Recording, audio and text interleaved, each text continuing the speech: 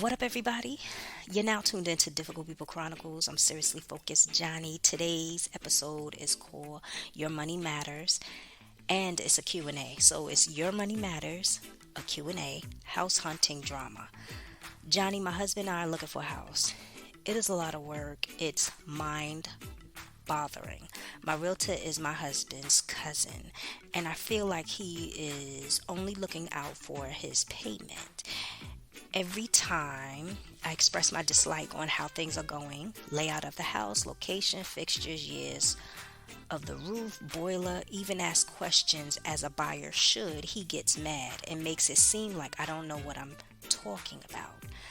I'm getting pissed at the both of them. Why? Because my husband is looking at me as if I'm annoying. Any advice? My first question is, are you putting money into this house? Whether you are or you not, you still have a valid reason to ask questions because a house is a big investment.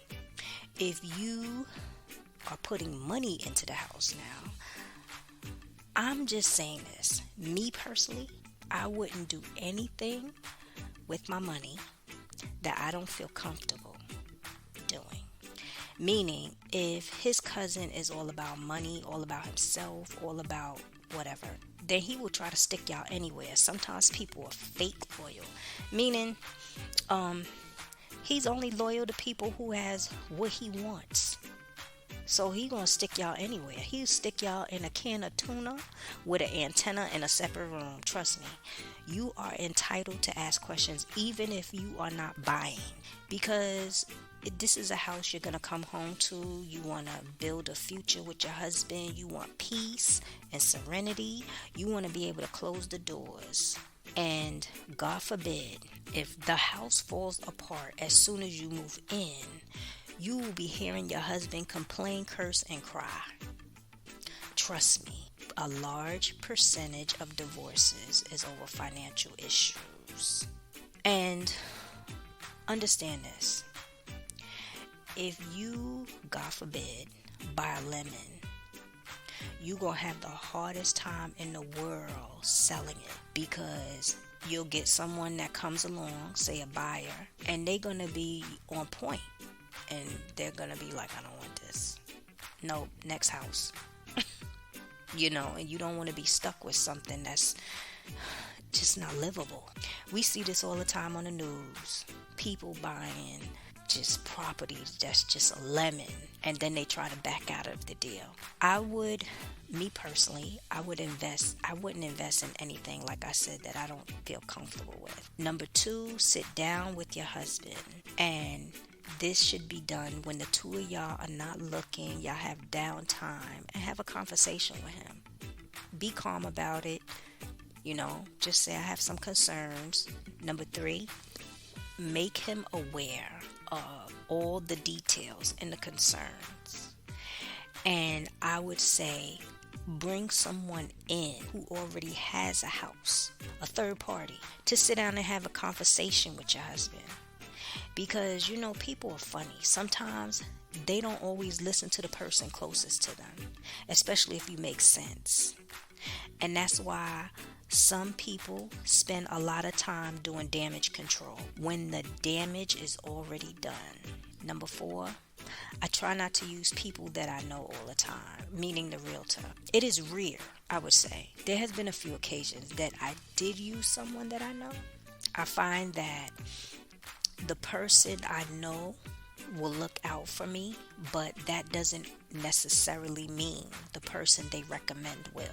I said there has been a few occasions where I used someone who lose someone and they kept their word. Thank God. But here's a suggestion. Try to get another realtor. Number 5, sometimes rush decisions don't always come out well because we fail to think things through. There are times when people wanted me to make a rush decision and I stalled. And what I did was, the reason why I stalled is because I went to God in prayer. I felt like God's timing is always on time. You understand what I'm saying? So I sat back and I waited for God to give me the word. Meanwhile, the person kept rushing me. rushing me. I mean, calling me on all numbers and showing up at my house, all sorts of stuff.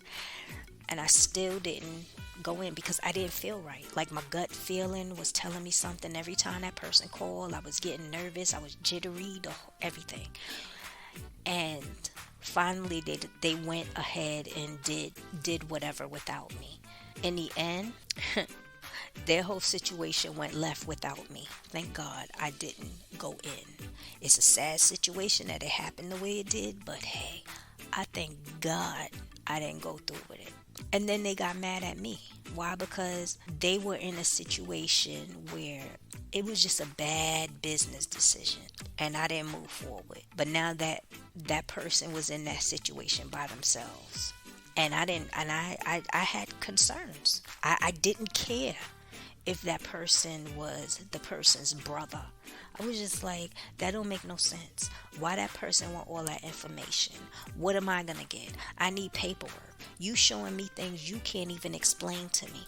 Don't make sense. I'm not doing it. I said, no, that's okay. I said, you do it because you so gung-ho about it and you about to move forward without me. I said, you go ahead and do it because I need to wait on some information before I move forward with anything. But I didn't tell them I went to God in prayer. I just said I'm waiting for information. They moved forward. It was their brother, and the brother tried to rip them off. And then they ended up in debt. I said, I'm not doing that. I said, thank God, and amen. You know, but back to your situation. When it comes to a house, there's a lot of questions that you should ask, and it's very important. You got to ask what's the like if the house is in a flood zone, you know, what's the crime rate? If you have kids and they're going to the schools in the particular area, how close is the school? And you know, the reviews on the school. You need to know this. With all this nonsense going on in the world, you need to know. You need to know. You need to make, here's a suggestion, make a list on one side of paper of things that you need to have. And then the other side, you write down a list of things you want to have. That's what I did. Meaning that a necessity for me would be that I want my mailbox close to my house. Because I saw this one place where the mailbox was far. And it wasn't a condo or a townhouse. I want the mailbox to be close to the house. I don't want to be in the wintertime with the snow on the ground walking all the way down the street from my mailbox. No. That just doesn't make sense to me. With my first house, beautiful neighborhood, thank God, and it was safe. However, I guess maybe I didn't realize in the beginning, the block didn't have street lights. It didn't have street lights. And then when we had a community meeting, because they would have community meetings ever so often, it was addressed in the meeting, and it was something like, and I'm just giving a random example because I don't really remember. It was like, oh, the houses were built in 1616 or something, or the block was built in 1616 because of the utilities and something with the city and all this other stuff. And yeah, so what became a must on my list was I need to move to a place where there's street lights. I need to see who's pulling into my driveway. Yeah, that makes sense to me. I need to know if I'm in a flood zone.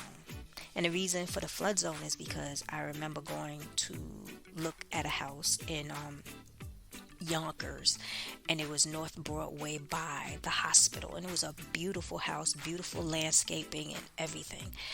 And you walk inside, and the inside was nice. Go down to the basement, and as soon as you open the basement door, it was like the smell just hit you. And I was like, what in the world? Get down to the basement.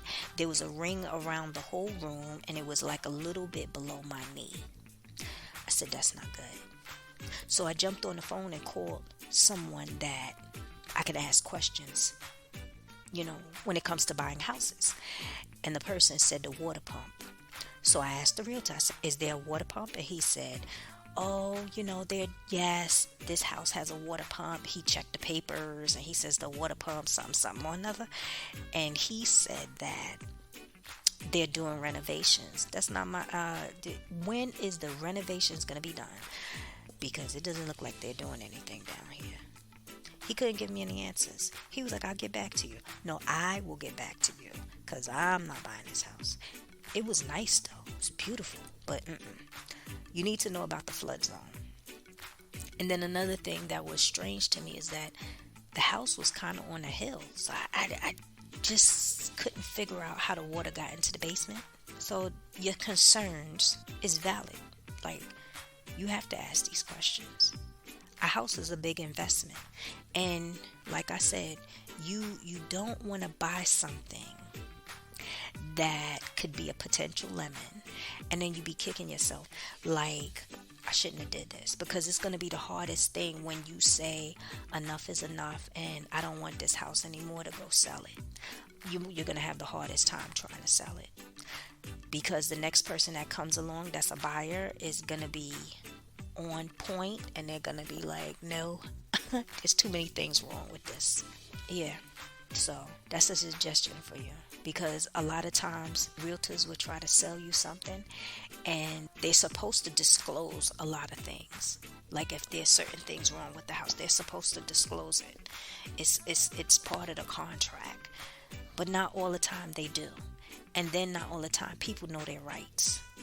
I'm going to give you another example. I know someone that went to go buy a house and I gave her a lot of information when she was buying. And one of the things I said to her is, who's your lawyer? Who's your realtor? Who's this? Who's that? And she said that she's using the other party's people. Like she's using the other party's realtor, their lawyer, this. I said, no, what? Why would you do that? And she said, oh, because, X, Y, Z, they're very nice. It doesn't matter. I don't care nothing about niceness when it comes to my money. I want them to be right in how you handle my business. Things did not go well. I said, but I told you. And that's what I said to her. I told you not to use those people. Get your own. Don't leave your situation in the other party's hands. I get fidgety when I try not to be a controlling person, but I get fidgety when I leave certain situations that's a big situation in other people's hands. Why? Because I find myself doing more arguing than anything else. It's like there are times where people do not move the way you move. And it's very rare that you'll find someone that moves the way you move. Meaning that they will just do whatever. You tell them to go right and they go left. You tell them they need to be there at 9 o'clock and they show up at 11 and then they drop the ball. So that's just little information for you. I hope this helps. And that's it for today. So, like I said, the document, Your Money Matters, is coming out soon. I'll keep you all posted. For one-on-one sessions, hit me up. Go to my website, seriouslyfocusedjohnnie.com. Check out my store. Check me out on YouTube. Like, subscribe, click the notification, and check me out on Facebook. For suggested topics, email me, sfj.peace@gmail.com. All the links is underneath. Love me more and I love you more. Later.